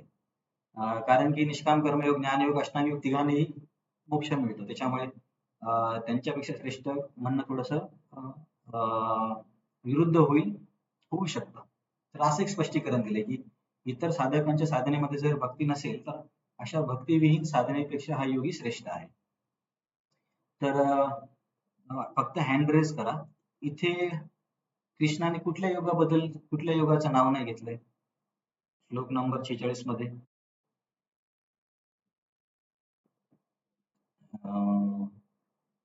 ठीक आहे, आणखीन कोण? खूप सोपा प्रश्न आहे, सगळ्यांनाच उत्तर यायला पाहिजे. कृष्णाने या श्लोकामध्ये कुठल्या योगाचं नाव घेतलं नाही? अष्टांग योगी हा ज्ञानयोगीपेक्षा श्रेष्ठ आहे, तपस्वीपेक्षा श्रेष्ठ आहे. त्याच्यानंतर काय ना, कर्मयोगीपेक्षा श्रेष्ठ. हा, शोभा माताजी तुम्ही सांगा. हा, परफेक्ट. तर भक्तियोगाबद्दल कृष्ण काय, भगवंतांचं काय मत आहे आपल्याला पुढच्या श्लोकात सांगतील.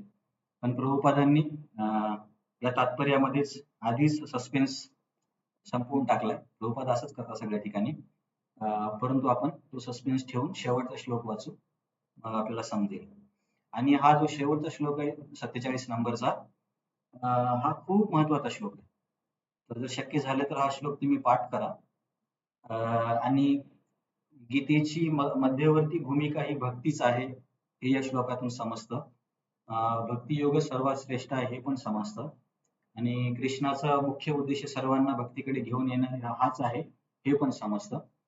म्हणजे इतर मायावादी लोक असतात किंवा निराकारवादी, अद्वैतवादी, ज्ञानयोगी, अष्टांग योगी, हे सगळे जरी बोलत असले की भगवद्गीतेमध्ये आमचा मार्ग सांगितला, परंतु हा श्लोक सरळ सरळ म्हणजे याच्यामध्ये काहीच छेडछाड करण्याची गरज नाही. भक्तियोगच आणि भक्त सर्वश्रेष्ठ आहे एकदम सोप्या शब्दात सांगितले, तरी पण हे मायावादी लोक हे शब्द फिरून याचा पण उलटा अर्थ देऊ शकतात. पण तुम्ही आता बघा की कसा सरळ सरळ अर्थ निघतो की भक्त आणि भक्ती श्रेष्ठ आहे म्हणून. आणि हा पहिल्या 6 अध्यायाचा आणि 6व्या अध्यायाचा पण आणि पहिल्या 6 अध्यायाचा निष्कर्ष आहे आणि शेवट आहे. त्याच्यामुळे हा श्लोक महत्वाचा आहे. आणि हा श्लोक पुढच्या 6 अध्यायाचा बीज श्लोक आहे. बीज श्लोक म्हणजे या श्लोकावरती आधारित पुढील चर्चेचा विस्तार होणार आहे. त्याच्यामुळे हा श्लोक खूप महत्वाच्या श्लोकापैकी एक आहे. गीतेमधून जर महत्वाचे श्लोक आपण पाठ करायचे ठरवलं तर हा तर पाठ केलाच पाहिजे. तर याची आपण चर्चा करूया. योगिनामपि सर्वेषां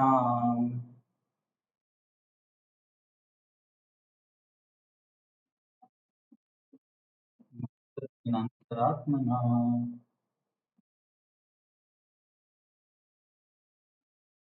श्रद्धावान भजते यो माम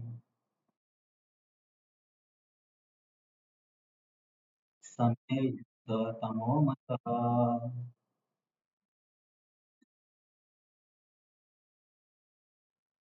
तर फक्त एक गेस म्हणून कोण सांगेल की या श्लोकामध्ये कुठला शब्द सांगतो की भक्त किंवा भक्तियोगी सर्वश्रेष्ठ आहे म्हणून?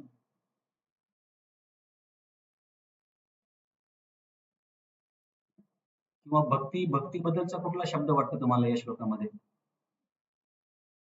श्रद्धा अगदी बरोबर. आणखीन? भजते अगदी बरोबर. भजते हा शब्द पण महत्वाचा आहे. आणखीन? मद्गतेन अंतरात्मा, की की तो त्याचं मन माझ्यावरती ठेवतो. तर भक्तीमध्ये श्रवणम कीर्तनम विष्णू स्मरणम. विष्णू स्मरण करण्यासाठी मन विष्णूवरती ठेवावं लागेल ना. तर म्हणजे आता बघा की आपल्याला, मला पण एवढी काही संस्कृत माहिती नाहीये. कदाचित तुम्हाला माहिती की नाही माहित नाही, पण तरी सुद्धा आपल्याला पण समजतंय की हा श्लोक भक्तीबद्दल सांगतोय. तर बरं झालं भगवंतांनी सोपा श्लोक सांगितला, नाही तर परत या मायावादी लोकांनी दुसरं स्पष्टीकरण दिलं असतं. तर इथे कृष्ण काय म्हणतात?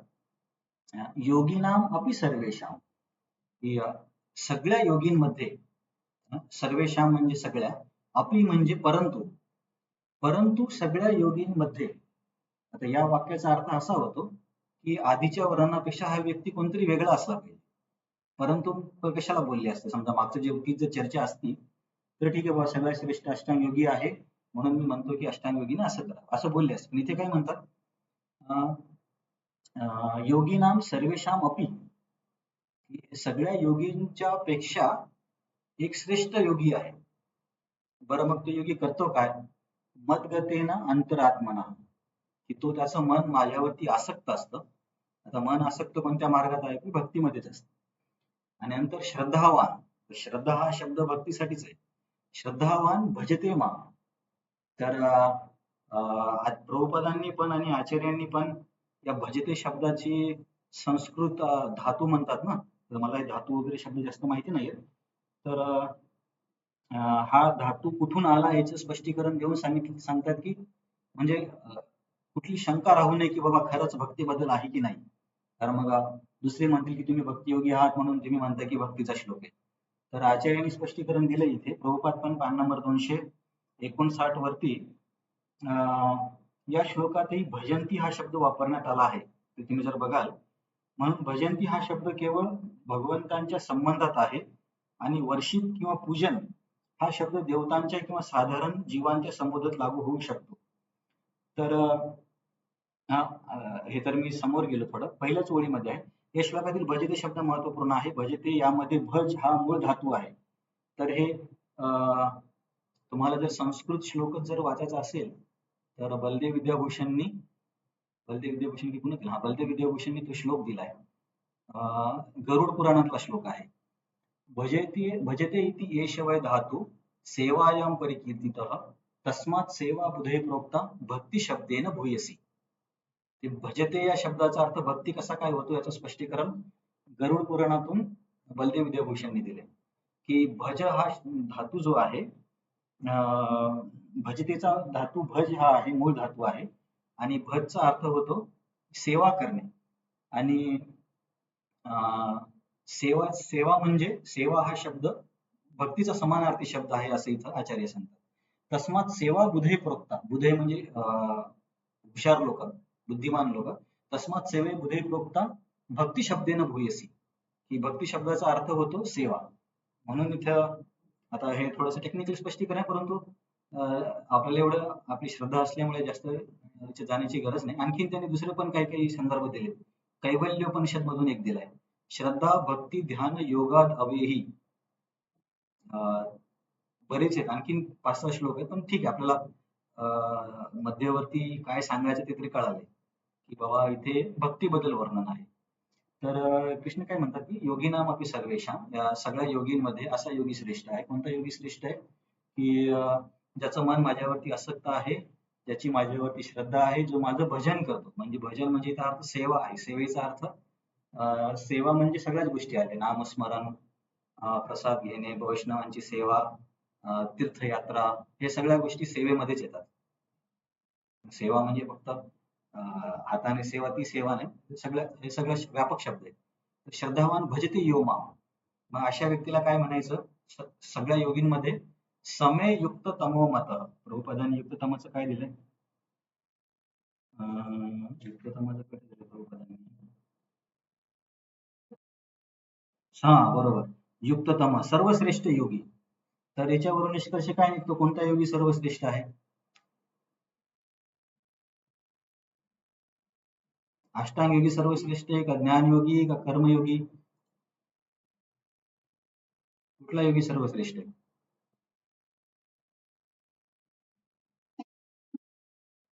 तर आपण बघा मागच्या श्लोकात काय बघितलं की अष्टांग योगी, ज्ञानयोगी, कर्मयोगी आणि तपस्वीपेक्षा श्रेष्ठ आहे. पण आता या श्लोकात 47 मध्ये आता एवढी चर्चा केली आपण, भजते शब्दाचा अर्थ काय वगैरे. तर कृष्ण म्हणतात की 47 नंबरच्या श्लोकातला व्यक्ती हा सर्वात श्रेष्ठ योगी आहे. तर हा कुठला योगी आहे? हा, परफेक्ट. तर हा भक्ती योगी आहे. आपण बोललो ना की श्रद्धा, भजते, मद्गतेन अंतरात्मना, हे सगळे भक्तीचे शब्द आहेत. आणि आचार्यांनी उपनिषद आणि पुराणांमधून स्पष्टपणे सांगितले की हा श्लोक भक्तीचाच आहे. भज धातूचं वगैरे वर्णन करून. तर निष्कर्ष असा निघतो की पहिल्या 6 अध्यायांचा निष्कर्ष असा आहे की सामान्य पशुसारखं जीवन जगण्यापेक्षा जर व्यक्तीला इंद्रिय तृप्तीच करायची असेल तर शास्त्राच्या आधारे इंद्रिय तृप्ती करावी. परंतु इंद्रिय तृप्ती करून त्याला जेव्हा समजतं की याच्यापेक्षा काही श्रेष्ठ सुख आहे, तेव्हा मग तो मोक्षासाठी वाटचाल करतो. तर त्याच्यासाठी निष्काम कर्मयोग, ज्ञानयोग, अष्टांग योग मार्ग आहेत.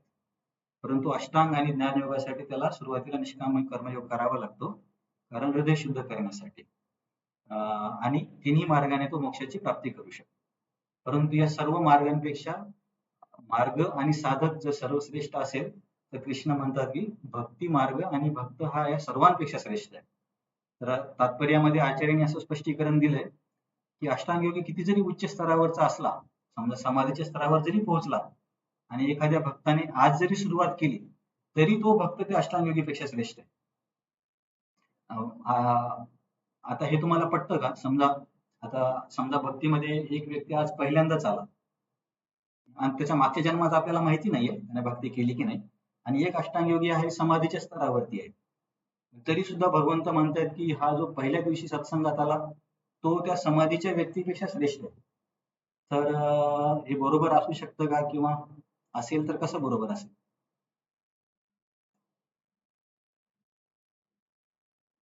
प्रश्न समजला तुम्हाला? बाकीच्यांना प्रश्न समजला की नाही?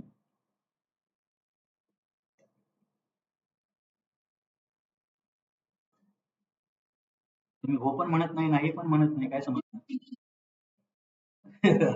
तर माझा प्रश्न असा आहे की आचार्य म्हणतायत की जर अष्टांग योगी समाधीच्या स्तरावरती पोहोचलेला असेल, म्हणजे त्याचे सगळे वासना वगैरे सगळं काही नष्ट झालं, या स्तरावरचा अष्टांग योगी, याची जर तुलना आपण आजच भक्तीमध्ये आलेल्या व्यक्तीसोबत केली तर आज भक्तीमध्ये आलेला व्यक्ती या अष्टांग योगीपेक्षा श्रेष्ठ आहे.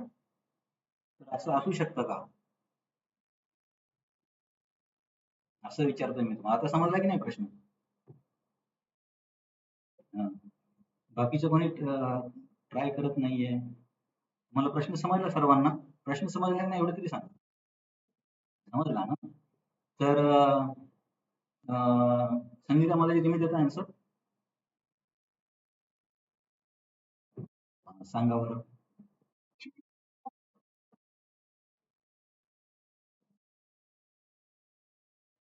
अ, बरोबर.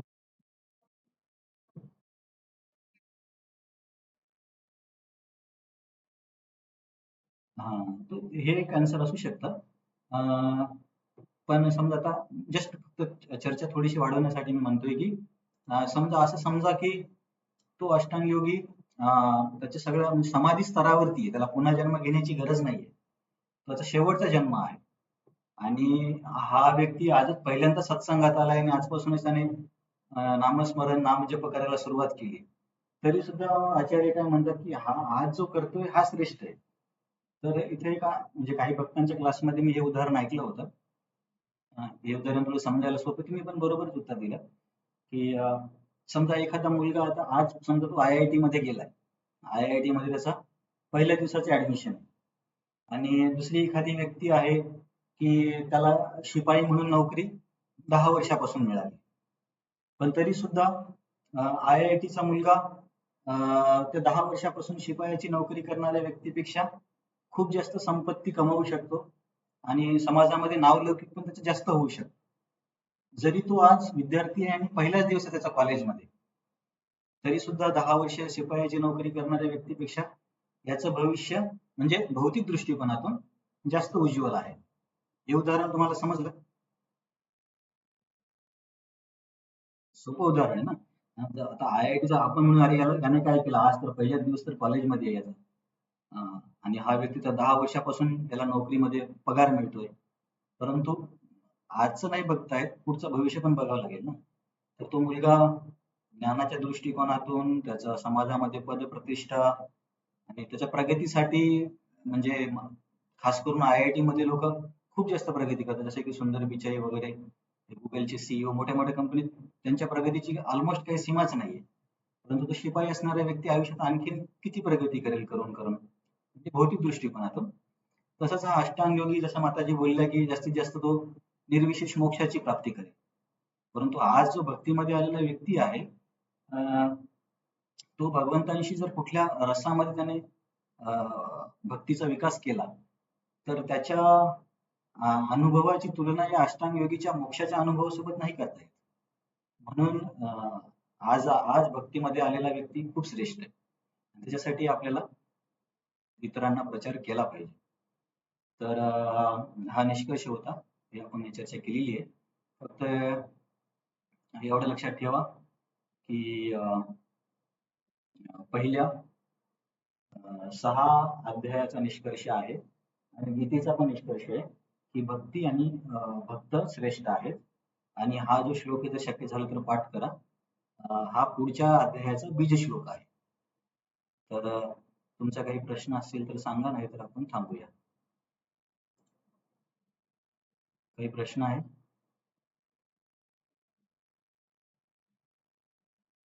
चालेल, ठीक आहे. तुमचा प्रश्न आहे तर आपण थांबूया. शनिवार